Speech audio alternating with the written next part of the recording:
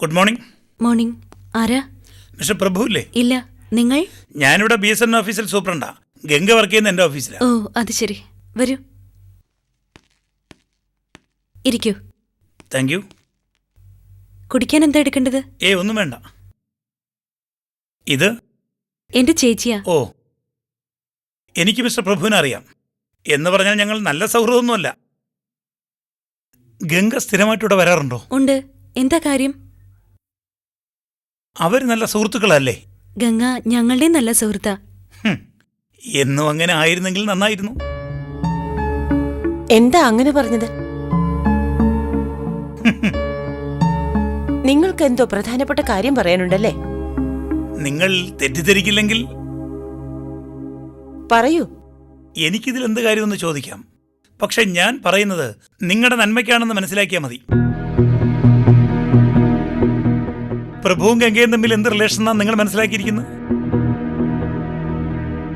അത് ഞാൻ പറഞ്ഞു വരുന്ന കാര്യം എന്താണെന്ന് വെച്ചാ, പ്രഭു വന്നെന്ന് തോന്നുന്നു. എങ്കിൽ പിന്നെ ഞാൻ പിന്നീടേക്ക് വരാം.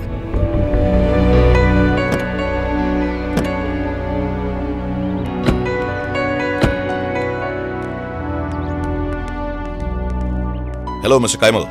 ഹലോ. എപ്പോ വന്നു? കുറച്ചു നേരമായി. ഇവിടെ അടുത്ത് എനിക്കൊരു ബന്ധുവുണ്ട്. അവിടെ വന്നപ്പോ ശരി ഞാൻ എനിക്ക് സംസാരിക്കാനുണ്ട്. Come on. Come.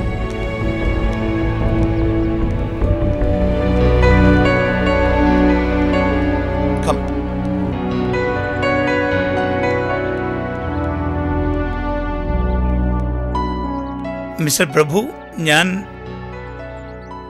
നിങ്ങൾക്ക് ഇവിടെ ബന്ധുക്കൾ ആരുമില്ല. നിങ്ങൾ വന്നത് ഇവിടേക്ക് തന്നെയാണ്. അതിന്റെ പേർപ്പസ് എന്തിനാണെന്നും എനിക്കറിയാം. മിസ്റ്റർ പ്രഭു, പറഞ്ഞോ പത്മയോടെല്ലാം. ഞാനും ഗംഗയും തമ്മിലുള്ള റിലേഷൻഷിപ്പ്. അയ്യോ, ഞാനതൊന്നും ഉദ്ദേശിച്ചില്ല. നിങ്ങളുടെ വീട്ടിൽ നിങ്ങളെക്കുറിച്ച് കുറ്റം പറയാൻ മാത്രമായിട്ട് ഒരാൾ വന്നാൽ നിങ്ങൾ എങ്ങനെ പ്രതികരിക്കും? You'll shout. അത് പറഞ്ഞവനെ ശാരീരികമായി കൈയേറ്റം ചെയ്തെന്നും വരും. isn't it? ഞാനിവിടെ വന്ന് ഇഷ്ടമായില്ലെങ്കിൽ I am sorry, really sorry. ഞാൻ പറഞ്ഞു തീർന്നില്ല. നിങ്ങളോട് എനിക്ക് വേണമെങ്കിൽ ഷൗട്ട് ചെയ്യാം, തന്റെ കഴുത്ത് കുത്തിപ്പിടിച്ച് ഈ നാക്ക് പുറത്തെടുക്കാം. പക്ഷെ ഞാൻ അതൊന്നും ചെയ്യില്ല. Because I have no intention of wasting my energy. See, you are a senior officer. തനിക്ക് അന്തസ്സില്ലായിരിക്കാം, പക്ഷെ ഇരിക്കുന്ന പൊസിഷന്റെ മാന്യത അല്പമെങ്കിലും ഉൾക്കൊള്ളായിരുന്നു. മിസ്റ്റർ പ്രഭു, എനിക്ക് നിങ്ങളുടെ ഭീഷണി കേട്ടിൽ കണ്ട കാര്യമൊന്നുമില്ല. You have to. താൻ ഇപ്പൊ ചെയ്ത ഈ പണിയുണ്ടല്ലോ, അത് ഈ സമൂഹത്തിൽ ഏത് വൃത്തിയായിട്ടും ചെയ്യാവുന്ന കാര്യമാണ്.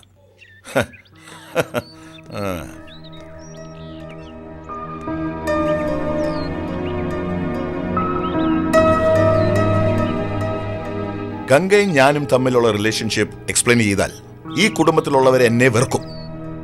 Poor man. അതെന്നേ സംഭവിച്ചു നിങ്ങൾക്കറിയില്ല. പിന്നെ ഇവിടെ സംഭവിക്കുന്ന കാര്യം കൊണ്ട് ഞാനും ഗംഗയും തമ്മിൽ ഇപ്പോഴുള്ള റിലേഷൻഷിപ്പിന് ഒന്നും സംഭവിക്കാൻ പോകുന്നില്ല.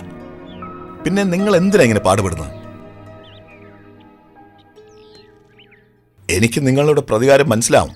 അതിന് മാന്യത ഇല്ലെങ്കിലും അത് തീർക്കാൻ നിങ്ങൾ സ്വീകരിക്കുന്ന മാർഗത്തിന് മാന്യത ഉണ്ടായിരുന്നെങ്കിൽ അറ്റ്ലീസ്റ്റ് ഞാനൊരു സ്പോർട്ടിംഗ് സ്പിരിറ്റ് കാണിക്കുമായിരുന്നു. മിസ്റ്റർ കൈമൽ, നിങ്ങൾ ഗംഗയെ നശിപ്പിച്ചില്ല, ഞാൻ അവളെ നശിപ്പിച്ചു. എന്നിട്ടും അവൾ എന്നെ തേടി വന്നു.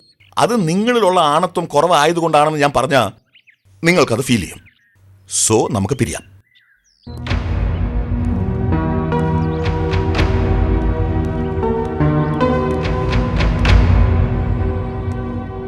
സ്വന്തം പദവിക്ക് അനുസരിച്ചുള്ള കാര്യങ്ങൾ മാത്രം ചെയ്യാൻ ശ്രമിക്കുക. എനിക്ക് അത്തരം ആചാരങ്ങളൊന്നുമില്ല. Got it? Carry on.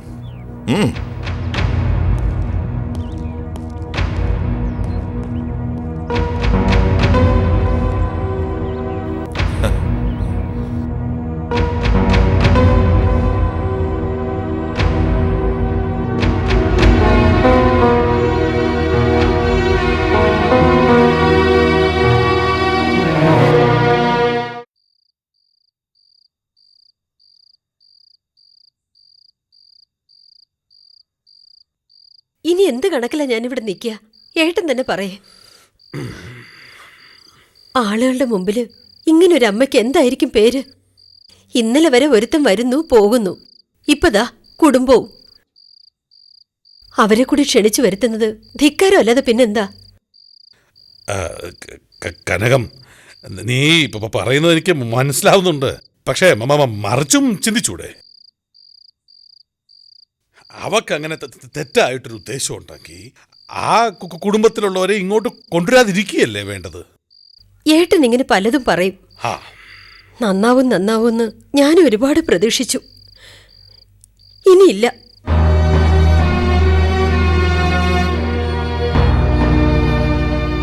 ഭക്ഷണം തരുന്നുണ്ട്, സത്യവാ.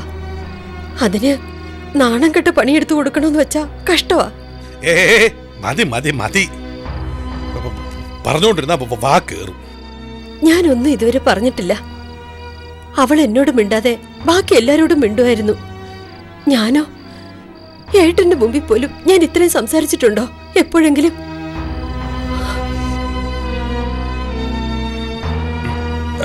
പോകുന്നു എന്നുള്ള തീരുമാനത്തിൽ തന്നെയാണോ നീ ഇപ്പോഴും ഉറച്ചു നിൽക്കുന്നേ? അതെ. രാവിലെ ഗണേശൻ വരും, ഞാൻ പോകും. അതിനേട്ട അനുവദിച്ചില്ലെങ്കിൽ മാനം കെട്ട് ഇവിടെ കിടന്ന് മരിക്കേണ്ടി വരും ഞാൻ.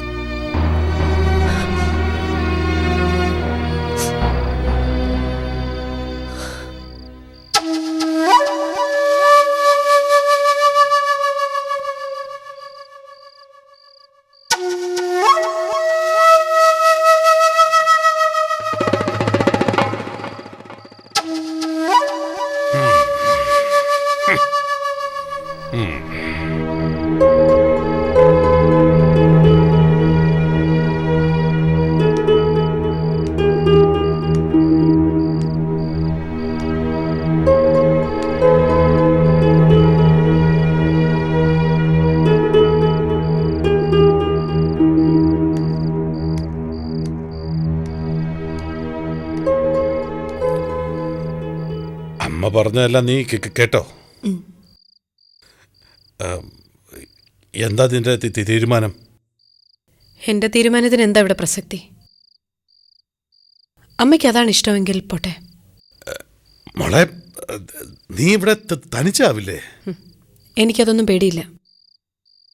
എല്ലാം ശീലിക്കണമല്ലോ, അല്ലേ?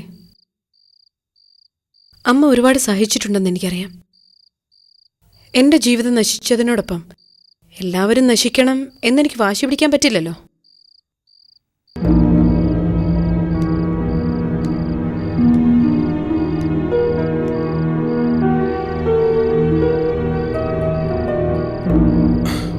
നീ മനസ്സുറപ്പിച്ച് തന്നെയാണോ ഈ പറയുന്നത്? അതെ, ഞാൻ ആർക്കും ഭാരമാകാൻ ആഗ്രഹിക്കുന്നില്ല. ആരും എനിക്ക് വേണ്ടി ഒന്ന് സഹിക്കുകയും വേണ്ട.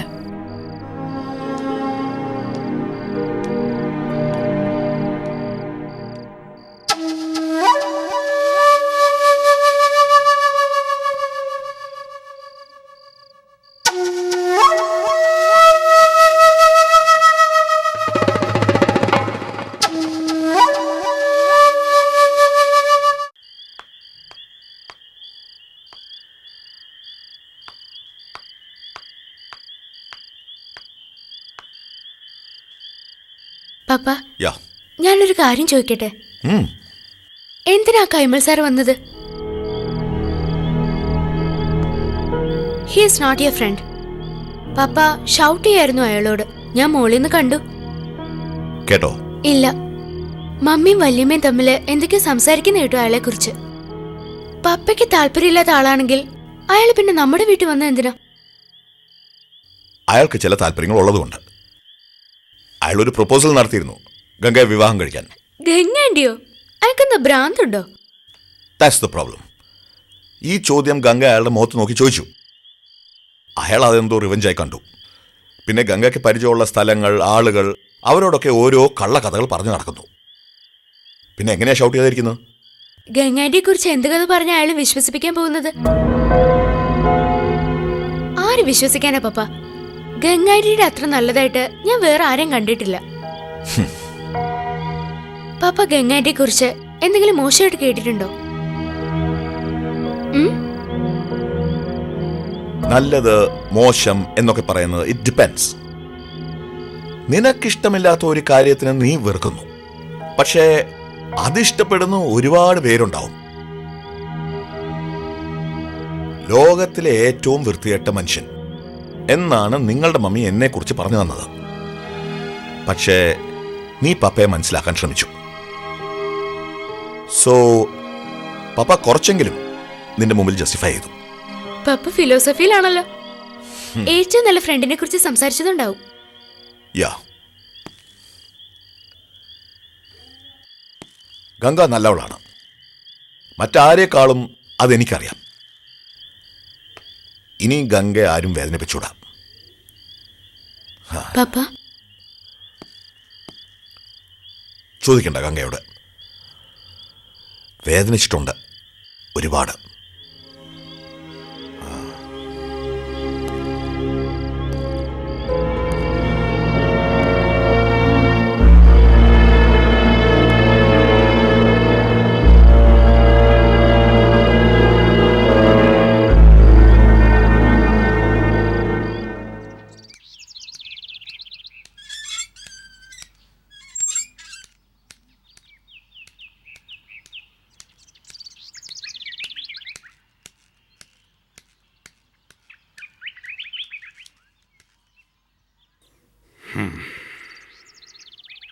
അമ്മാവനെപ്പോ വന്നു? ഇന്നലെ നീ ഏതോ കടുത്ത തീരുമാനത്തിലൊക്കെയാണെന്ന് കേട്ടു. അമ്മാവൻ ഇനി ഇതിൽ ഇടപെടരുത്. അമ്മ ഇവിടെ നിർത്താൻ പറ്റില്ല. അവളുടെ ആട്ടം തുപ്പുവേറ്റ് അമ്മ ഇവിടെ കഴിയേണ്ട കാര്യം എന്താ? കാര്യം എന്താണെന്ന് നിന്റെ അമ്മ പറഞ്ഞു എന്നോട്. എടാ, ഇപ്പൊ കനക ഇവിടുന്ന് ഇറങ്ങുന്നതുകൊണ്ട് എല്ലാ കാര്യങ്ങളും ഇപ്പൊ പരിഹരിക്കപ്പെടുമെന്ന് കരുതുന്നുണ്ടോ നീ? ഇനി അവളുടെ കാര്യം ആരാലോചിക്കാൻ പോകുന്നേ? അവൾക്ക് ഇഷ്ടമുള്ളതുപോലെ ജീവിച്ചോട്ടെ. എടാ ചക്ക, ബന്ധം വെട്ടിമുറിക്കാൻ പറ്റുമോ? പറ്റണം. ഒരാൾക്ക് മാത്രം ജീവിച്ചാൽ പോരല്ലോ. എടാ ഗണേശ, ഞാൻ പറയുന്നു. ഞാൻ തീരുമാനം മാറ്റുമെന്ന് കരുതി അമ്മാവൻ സംസാരിക്കണ്ട. അമ്മ വിളിച്ചിട്ടാണ് ഞാൻ വന്നത്. അമ്മയുടെ തീരുമാനത്തിന് എന്തെങ്കിലും മാറ്റം വന്നിട്ടുണ്ടെങ്കിൽ അതും ഉപേക്ഷിച്ച് ഇന്ന് ഞാൻ ഇറങ്ങും.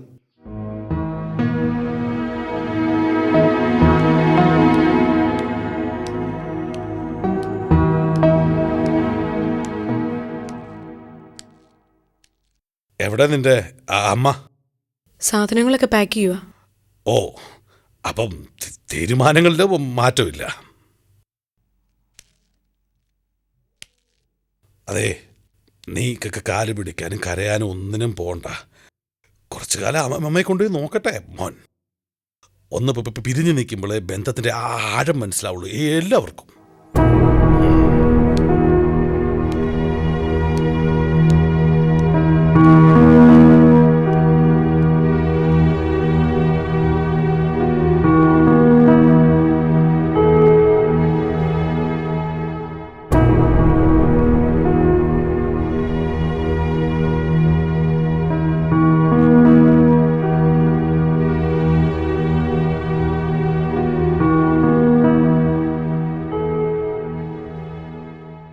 അമ്മേ,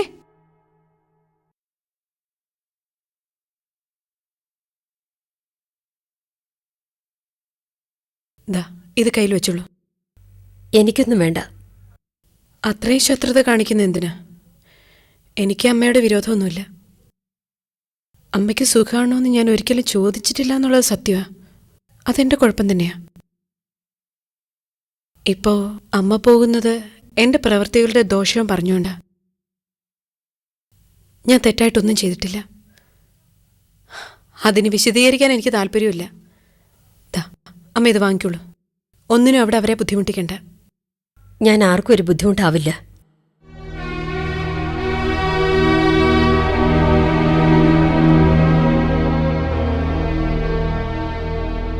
വാതിലെല്ലാം അടയ്ക്കണം, ഗേറ്റ് പൂട്ടണം. ഗ്യാസിൻ്റെ ബുക്ക് അടുക്കളയിൽ വെച്ചിട്ടുണ്ട്. പലചരക്ക് കടയിൽ 400 രൂപ കൊടുക്കാനുണ്ട്. പത്രക്കാരന് ഈ മാസത്തെ പൈസ കൊടുക്കണം. എന്നെ ഏൽപ്പിച്ചതിൽ ഒരു 260 രൂപ ബാക്കിയുണ്ട്. അത് അടുക്കളയിലെ തട്ടിൽ കാണും.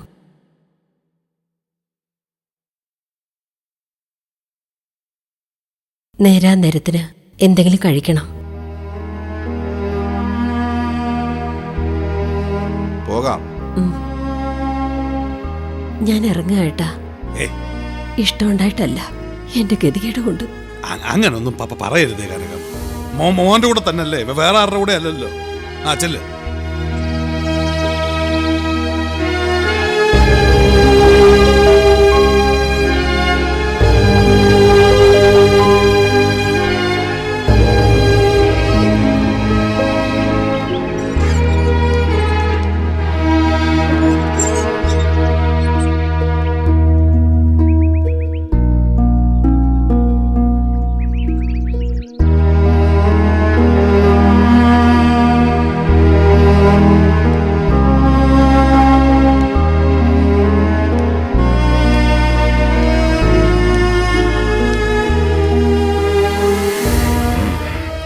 പോട്ടെ, അല്ലാതെ എന്ത് പറയാനാ. ആര് പോയാലും ഈ അമ്മാവൻ നിന്നെ വിട്ടു പോവാൻ തയ്യാറല്ല. ഒന്നോർത്താ തനിച്ചാ നല്ലത്.